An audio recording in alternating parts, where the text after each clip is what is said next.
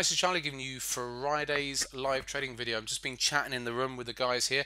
There's not a lot going on at the moment here this morning, but technically I can't really find too much. The only thing I can find is that we've got on the euro dollar, we've got a market here which we've got a couple of divergences on. If I just show you here, we've got a divergence on this 2-hour time frame here, and we've got a divergence on an hourly time frame here as well. So I'm actually going to put in a I'm going to have to be a downsized position on the euro dollar. So 2 units in, not 3, not 4. So a downsized position on the euro dollar. It's not a big risk because the stop's only got to be down here at the lows. So just put 2 units in there, about 68 I think, and I'm going to put the stops at 50, well they'll be effectively 55, so I'll just get those up now, bring those over, so 1, 13, 55, and there's the other one. Okay, so I've gone long there on the euro dollar at 69, sorry, my entry. So as far as targets are concerned, I'd be looking, well we'll discuss it, but I'll be looking out to well, firstly maybe the hourly the hourly 50 would be a level, and then we've also got some other levels on the 4-hour charts as well, but we'll worry about, oh sorry, not the 4-hour charts, the 2-hour chart. We'll worry about that a bit later, somewhere above 114. But first of all, it's in a big downtrend on the euro dollar, hence why we've downsized the position, but we have a technical level which says go the other way. One thing that did happen yesterday is we did have a bit of an inverted hammer slash spinning top yesterday, so you never know, maybe it can have a little bit of an update, but we'll have to see. So it's a downsized position for now, and we'll see how it goes as we go through the morning here. Okay, just back here, I'm gonna put a limit order in for that first target, just because sometimes I'm chatting away and it changes the. I need to speak to. Right, okay, change the stop when I bring a ticket back up. It changes the stop. You have to be careful there. 113. Well, it's just below that 50, so I'll put it in at 92. So I put a limit order in just because sometimes I'm chatting away and then I miss an exit. I was in a trade the other day with the guys in the trading room here on Wednesday morning, and the move, it got down to the top profit target so fast that I missed the and then bounced, and so missed the absolute target level. So sometimes you're chatting away and you should just put your limit order in. So anyway, so put the limit order in on the first one. It's moving up, just in case it's moving up a bit faster at the moment. Anyway, we'll be back in a bit. Okay, just back here, and we're also now looking at a trade on the dollar yen potential. And this one will be a band trade, so we'll see if it can work out. So it's a 5-minute chart here on this one. If it can pull back up to its outer bands, we've done what we call an extreme down here at the lows, which usually suggests that price will want to then come back down and at least revisit the extreme. So we're going to be looking to short the dollar yen shortly. Sorry. So I'm just getting a deal ticket ready for that. So it's all happening here this morning. So I'll put a couple of units in here on the dollar yen. We could normally, with the band play, you can actually put your stop just above the 50 here. You don't have to have it at the absolute prior high. So let's just go and have a look here. So I'm putting giving it a bit more room there if I did decide to do that. This is the hourly chart. Overall, we have to respect the fact that it's fairly choppy sideways, but there is a multiple of tests of a given level. If I just roughly draw it in, oh, I'm not really drawing it in very well. There, we've got multiple tests of this sort of level around about 112. So, and it's coming back down for it again today. So we're going to see if this can actually go for a break today. So, so we're gonna short that. The like I said though, normally with a band play, I'd be looking at. Sorry, this is the euro dollar, by the way. The euro's still doing its thing, holding up okay at the moment, nothing too major. So now let's get the deal ticket ready because it's like it's about to come up for the bands. Fingers on the trigger. 2 units will go in on this one into the bands, guys. And it's not quite hit the upper band yet. Yeah, so coming back to this, normally you can put a stop just up here above the 5-minute 50 and all that. That's what I just wanted to have a look at. I was going to put it above the highs, you see. So, let's have a look here. If I put it, what are we talking? So around about 12.20, that would be above these moving averages here. 12.20 is above that one there. So, and 12.20 is nothing on the hourly. But really, this should want to break down now. It's come down. It shouldn't want to come back up that much. But let's have a look. Yeah, even if I had my stop at 25, it's not going to counter that hourly chart there. So I'm just doing my analysis on the fly as I'm talking to you here. So I think we can put our stop actually at 12.20, a little bit tighter than that high. I was going to put it just above that high there at about 25, but in fact it doesn't need to be there. It doesn't look like there's any other reason for it to be there. So this is a trade based on a 5-minute chart actually, entry, so the stop only needs to be based on that. Now, is it going to let us in? That is the question. And just as I thought it was about to, we press record and now it's stopped, so I'm going to press pause on the recording. Okay, just back, and we're about to hit that upper band. Come on, you're going to hit it this time. And then I'll put 2 units in on this one.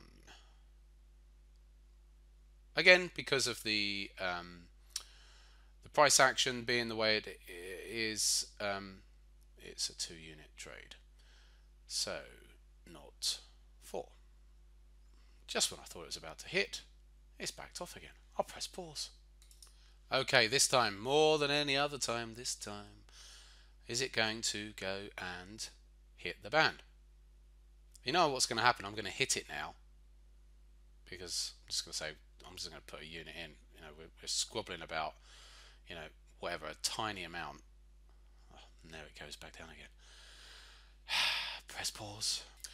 Okay, so it's not. Some of the guys are confessing to me already that they actually did hit it while I was waiting, and so there's about, I don't know, looks like 4 or 5 of them did actually hit it while I was sitting here waiting for it to hit the upper band. So, you know, most of the time when it gets that close, it would have hit the band. So at the moment, I've missed out on getting in on the dollar yen. There might be a secondary retrace at some point, so I'll have to wait for that. I'll press pause for now. Okay, so we're nearly there on this dollar yen now. It came down a little bit and it came down to around about 112. There we go, so 06. So I said about 06 and I'll start getting my entries in. So that's the first entry in at 06. And I might as well just get both in this time. I wanted 08 earlier on and it'll probably get up there. But okay, there's the 2 entries short on the dollar yen finally. At 06. So 08 was the area, or it was 08 something, whatever it was at the upper band there, but it didn't allow me to have that this time. So now I'll probably retrace anyway, but I wasn't going to, we'd hit enough levels for me to justify putting that in. So I'll put the stop in up at 112.20 and we'll see how that gets on. Okay, just back, and we're just doing some chat here with the guys in the trading room, general analysis about some of this activity that's going on. And so this is the dollar yen still, so we've shorted it up here. So we had the down bar, then I shorted it just at 06 up here, and it's just come off a little bit from there. But we're having to play a waiting game. If I go to a 4-hour chart, you get the idea of what it's doing. It's really struggling with this whole 112 zone. But multiple tests of that 112 zone, so we're looking to see if this can eventually go for that breakdown here today, and if it can properly get through it. We shall see. Maybe it does a complete reversal. It's very much linked to the S&P, the stock markets at the moment. But it's important to be able to line up your what's going on in the bigger picture with the smaller intraday picture as well when you can. So if you've got a piece of analysis which is bullish or bearish in the slightly bigger picture, then it's nice if you can then trade in the direction of that analysis on the smaller picture. So if your bigger picture analysis is calling for a market to go down, for example, but the smaller on the smaller picture, then it's nice if we can then trade in the direction of that analysis. Now anyway, so the dollar yen at the moment is sitting down right in that lower part of that range. Anything could happen. This could turn back up from here. We can see that from this zone before it's turned, and so that could still happen yet today. Hence why we have put 2 units into this position. We haven't put 4 units in, so it's only been a smaller position. It'll still be nice enough if it runs to the target, but we have to respect that overall price action. But there's really been a struggle to find anything too sweet here today. So we've got the dollar yen and we've got this euro dollar. Euro dollar, as we can see here, just sort of holding at the moment. Fairly flat. It's just around, just a bit above where I entered an hour ago. So not really too much to do other than sit and wait. Okay, right, just back, and I have been stopped out on the euro trade. We've been chatting away. It's actually 24 minutes past 1. Been chatting away with the guys in the room here, but the euro did get stopped out while I was out on my mid-morning break. So let's actually bring it up. It's so I had those 2 units long. So let's bring it up.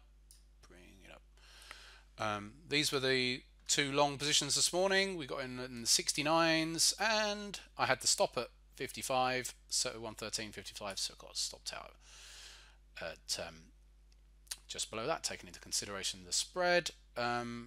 So yeah, a loss so far today. So 374, but I don't think it's over today. It's one of those sort of days where I'm happy to still trade. Still in the dollar yen. Now the dollar yen had a good run to the downside, as we can see, after getting in it here.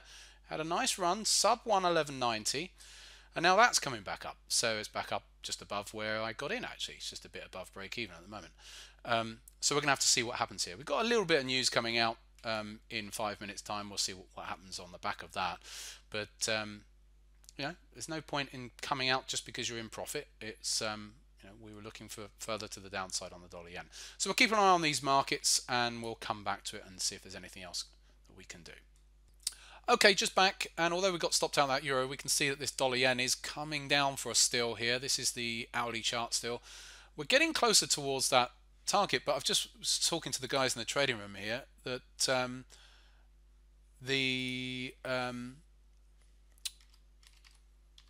sorry, just making sure I'm getting this right.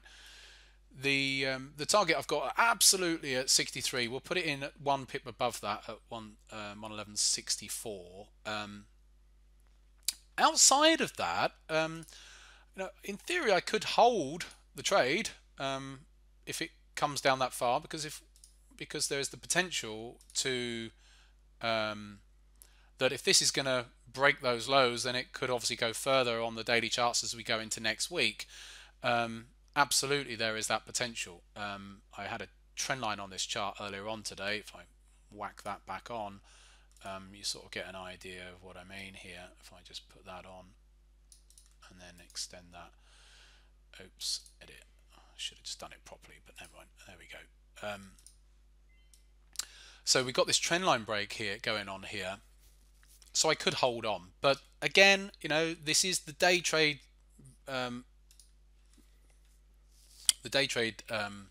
Video, whatever. So I've got the order in on one of those units, and we'll just see what happens. We could just come out completely if it gets down there, or hold on to a unit. It really doesn't matter. It's a nice enough risk to reward ratio. We've got a 111.55 down here. is a moving average down here as well. But yeah, I'm quite happy to have it come out. So let's get the other unit in. Let's get that in because I'm trying to actually head off out here at the moment. So let's just get that one ready, and you know what'll happen now. 111. Now this one I will put in just that little bit lower, marginally below the low, because usually what happens is, or sometimes it happens that the market will just come down and do an absolute perfect double bottom, but a lot of the time that it will want to at least penetrate it by at least a pip. So I've put that second one in there just below the low. But just to give you a perspective of the risk to reward, and I always talk about this on these Friday videos. Now we're only, like I said, 6 pips away from the target at the moment. But if I actually just give you an idea of the P&L, as I'm just taking this screenshot at the moment. There we go. So there's the targets there at 62 and at 64. We're sitting up at 600, 680, 760 pounds. So it's going to be an 800 pound trade if it gets down there. We took a 370 pound loss on the euro this morning, and it'll be an 800. So it'll give us a net 400 pounds if it can get down there. So it just again gives us a perspective as to risk reward, and if you keep the same approach to trading, and if you're stable in your approach to trading and you're not too erratic, then yes, you're going to have your losers, but then your winners will then pay for your losers and all of that as well. So that's where we are at the moment. I'm tempted to wait here because this is really getting quite spiky, as we can see as it's coming down here. It may just come down in the next few minutes, and it'd be nice to get the video wrapped if that's the case. But sometimes then all of a sudden I'm sitting here and then I'm finding I'm waiting. So it's what, 3 o'clock in the afternoon, and I do have to go out. So I'll give it a few minutes and we'll press pause for now. Okay, right. So it's just hit the targets. It's literally just come down and hit those targets. So let's bring it up. It's actually a little bit more than 800 pounds. So let's bring up the dollar yen. So there's the dollar yen. So it's literally just closed out. There we are, 61.9 and 64. What did I have? 60. What was the two? 62, wasn't it? So yeah, it's giving me a little bit of positive slippage there. So we've got 448 and 424. So that's 870 pounds less 374.